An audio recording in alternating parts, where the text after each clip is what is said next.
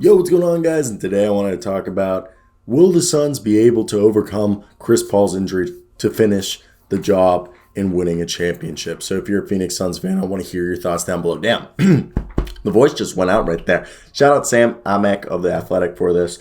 And let's go. So as we guys know, Chris Paul broke his thumb, and he's going to be out 6 to 8 weeks.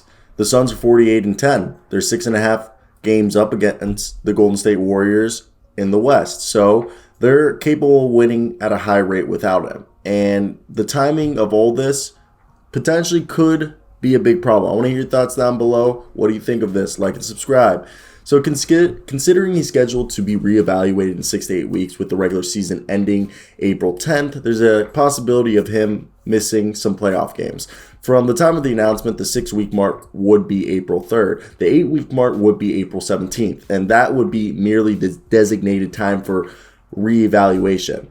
And the thing is, Paul wore a cast on his right hand Saturday when he discussed the injury in vague terms before the details were later disclosed.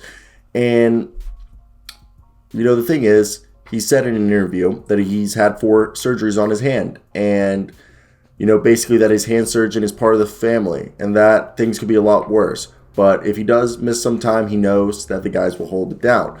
And Chris Paul is averaging 15 points, leading the league with 10.7 assists, 5 rebounds, and 2 steals per game, and is looking like, if he had stayed healthy, would have been a top 5 MVP candidate. Now, the silver lining is that All-Star Devin Booker is looking like he's capable of carrying a heavy load more than ever. And Devin Booker's averaging 25.5 points per game, 5.2 rebounds, and 4.5 assists. And the thing is he said the best part about this is that Chris Paul gets to rest his legs now to be ready for a long postseason.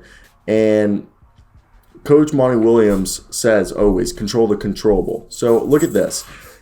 The Phoenix Suns are number 1 net rating, and the Utah Jazz are in second. And the difference is the Phoenix Suns have an 8.1 net rating, while the Jazz have a 6.9. So that's a big difference. And they're third in offensive rating and fourth or third as well in defensive rating. So they're top 3 on both sides of the ball. So no other team is top 5 in both those categories. Only 3 teams are even top 5 or even top 10 in both, which Utah's the number 1 offense with 10th defense. Memphis is the 5th best offense with the 9th best defense. And Miami is the 7th best offense with the 6th best defense.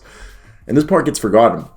This team has an 82.8% win percentage, and they've been doing great, okay?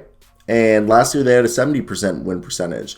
So the thing is look, I think Monty Williams deserves a lot of credit because he's going to do a bunch of good stuff with this roster. DeAndre Ayton and Mikal Bridges are playing like Defensive Player of the Year candidates. And they just brought in, they got themselves another guy, okay? And the Phoenix Suns made a move in the sense that, like, if you look at this Phoenix Suns roster, look, they brought in Torrey Craig, who is somebody that they needed, okay? Torrey Craig was a guy that if you looked at this roster, you're like, damn. And we don't know if Dario Saric is going to be back, but what we do know is that this team has Cameron Payne, Alfred Payton, and Aaron Holiday. And Aaron Holiday is looking amazing. And Cameron Payne and Alfred Payton have been on the roster, but I think Aaron Holiday and Cameron Payne will be the duo. And you still got Landry Shamet behind Devin Booker, who can light it up any night. And there's still Cam Johnson, who can score. I almost said Besman. Bismack Biyombo. I can't speak tonight, ladies and gentlemen. Bismack Biyombo and JaVale McGee back up DeAndre Ayton. This is a good team, and I would not be worried if you are a fan of them.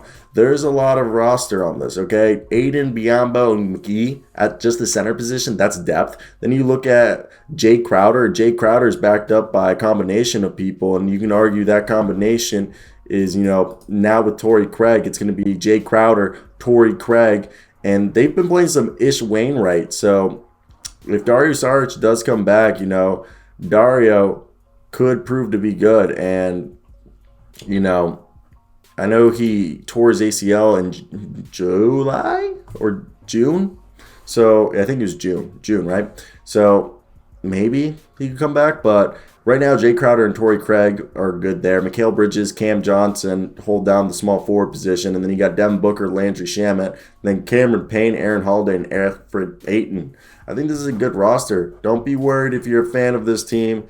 Just know everything going to be all right, And that's what I really do mean by that. Let's be happy, guys. It's a good team. Hope you guys did enjoy. But peace. Oh.